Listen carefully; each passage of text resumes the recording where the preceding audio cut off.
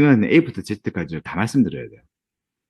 그리고 브랜딩 한다고 하시는 분들이 제일 우순위, 브랜딩에서 제일 중요한 게 있는데, 그거를 관가하고 하시죠.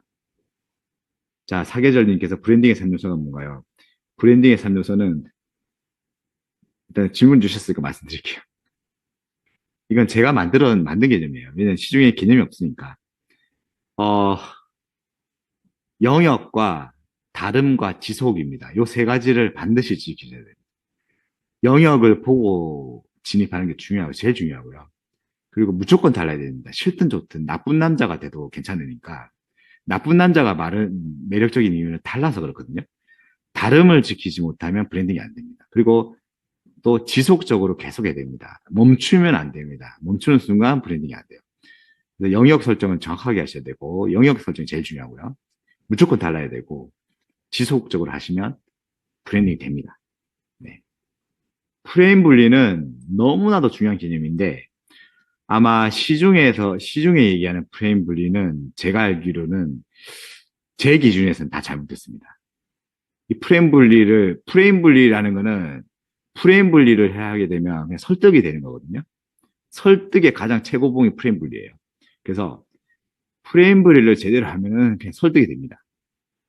안 팔리던 걸 팔 수 있고 엄청나게 비싸게 팔 수 있어요. 예를 들면 어, 제가 몇 개 상품을 오픈을 하거든요. 그중에서 이제 목베개 상품을 좀 오픈을 하고 있는데 지금 목베개 상품이 보통 19,000원씩 팔고 있거든요, 사람들이. 근데 제가 54,500원에 팔고 있어요.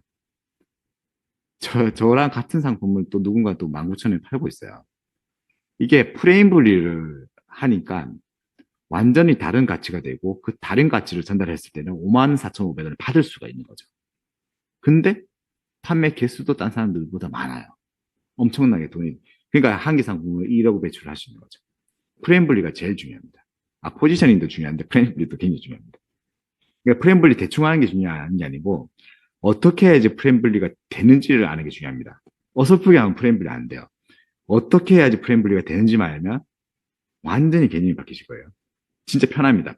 상판 판매하기 너무 편해요. 프레임 분리 알고 나면. 그린스토리님, 좀 이해해 주셨으면 다행이고. 김정환 님이 이제 중국 공장에서 제조할 때 중간 역할을 해주신 브로커가 계실까요? 있습니다.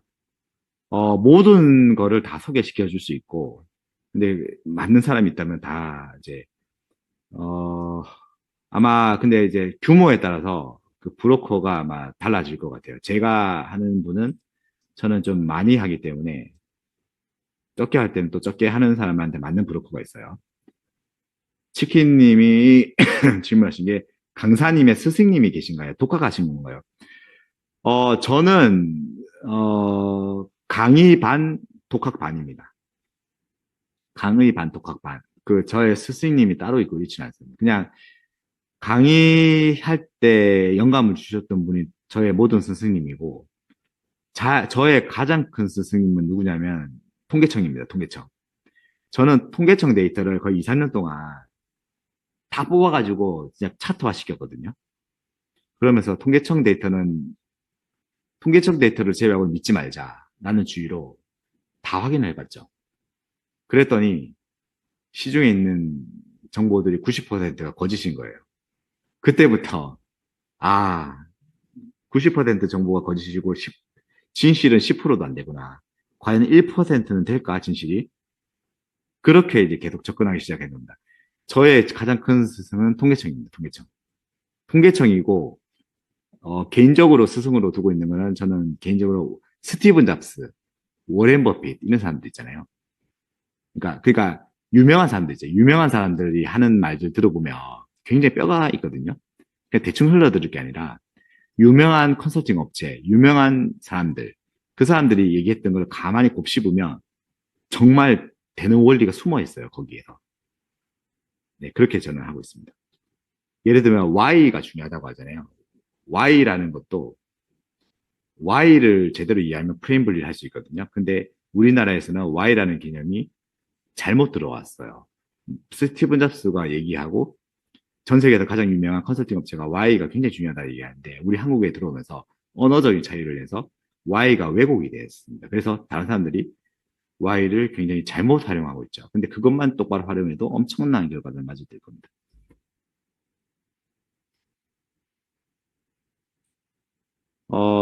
최장호님은 이제 온라인과 오프라인 가격 차이가 있는데 오프라인만의 특별한 정보가 있나요? 음, 오프라인만의 특별한 정보. 오프라인에서는 저랑 대면하는 거잖아요. 정보는 똑같아요. 어차피 온라인이나 오프라인이나 같은 정보를 드릴 거고 똑같이 컨설팅을 해드릴 건데 어, 일단 오프라인은 뭐 저랑 대면해서 하는 거니까 집중도가 굉장히 높겠죠. 또 강의 중에 직접적으로 질문할 수 있고 뭐 그런 장점이 있는 것 같아요. 저는 강의 중에 질문하면 전부 다 답변을 드리거든요.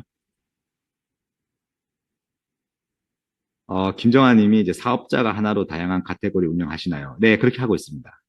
사업자 하나로 다양한 카테고리. 전 사업자를 좀 여러 개를 두고 있어요. 세금 문제 때문에. 본진도 좀 쪼개고 있어요. 세금 문제 때문에. 스마트 스토어, 뭐, 그리고 자사몰, 사업자로 분리해서. 이제 세금 때문에, 결국 세금이죠. 세금적인 부분이니까, 그거는 뭐 각자 좀 고려하시면 될 것 같습니다. 제이후님께서 이제 그런 목베개는 해외여행 트렌드를 보고 장기적으로 들어가시면, 제가 목베개를 보게 된 거는 뭐냐면 딱 이겁니다. 코로나가 됐는데, 여행 산업이 무너졌잖아요. 자, 그러면 코로나가 풀렸어요. 그러면은 이제 이슈가 뭐냐면, 과연 여행 산업이 예전처럼 회복이 될까? 아니면 여행 산업이 회복이 안 될까? 그 당시 분위기가 어땠냐면은 대부분 여행 끝났다. 여행이 회복이 되려면 시간이 너무 많이 걸린다. 또 회복될지도 미지수다. 이런 마인드였었어요. 근데 저는 말도 안 된다. 사람의 욕망이라는 거는 한번 생겨나면 없어지지 않는다. 저는 이제 욕망을 믿거든요. 그러니까 우상향이 원천이 인간의 욕망이란 말이죠. 인간의 욕망은 망하거나 죽거나 하지 않으면 그 욕망은 절대 없어지지 않습니다. 그래서 경제 위기가 와서 기회가 되는 게 그 이유 때문인데, 여행에 대해서 욕망이 한번 있었고, 그러면 여행이 해결해주는 그 일상 탈출의 욕망을 해결해 줄 수 있는 게 과연 이 세상에 있을까라고 봤을 때, 아주 그냥 불건전한 어떤 마약, 도박, 이런 걸 제외하고는 없어요. 건전한 형태로 여행을 대체해 줄 수 있는 일상 탈출 요소가 없단 말이죠. 그렇기 때문에 여행의 욕구는 무조건 살아난다. 100% 확신. 그래서 여행이 무조건 확 살아날 거기 때문에 남들은 어떻게 될지 모르겠다 했지만 저는 들어간 거죠. 무조건 살아난다. 그냥 살아날 것 같다가 아니고 안 살아나는 것 자체가 말이 안 된다. 뭐 이런 개념이었죠. 그런 개념을 어떻게 가질 수 있냐를 알려드리는 겁니다. 세미나 때. 저는 너무 당연하거든요, 그게. 치킨님이 이제 한 개 스마트 스토어에서 다양한 카테고리 제품을 판매하시나요? 했는데, 요거는 이제 세금적인 부분들을 좀 고려해서 여러 개를 하고 있고, 그리고 가급적이면 이제 짬뽕은 아니에요. 스마트 스토어가 있으면은 브랜드를 만들면 그 브랜드 중심으로 갑니다. 그러니까 브랜드 안에도 여러 카테고리가 있을 수가 있겠죠. 브랜드 단위로 몰을 만듭니다. 브랜드 몰을 만드는 거죠. 그래서 저희는 궁극적으로 브랜드 몰로 갈 겁니다. 나중에는. 브랜드 몰. 자, 그 닥터 유님께서 소싱한 상품의 평균 수명 얼마 되시나요? 평생입니다. 평생. 소싱한 상품의 수명 없어요. 평생 될 상품만 소싱할 겁니다. 그러니까 상위 1% 트렌드를 잡으면 평생입니다. 평생인데, 물론 뭐 평생이 과연 있겠냐마는 그 소싱한 상품의 트렌드를 대체할 뭔가가 나오지 않는 이상 그 상품은 계속 갈 건데, 아마 우리가 살아있는 한까지는 될 겁니다. 뭐 영원이라고 말씀드릴 수는 없고, 제가 어쨌든 늙어 죽기 전까지는 상품이 계속해서 성장할 겁니다. 수명 같은 거 없어요. 계속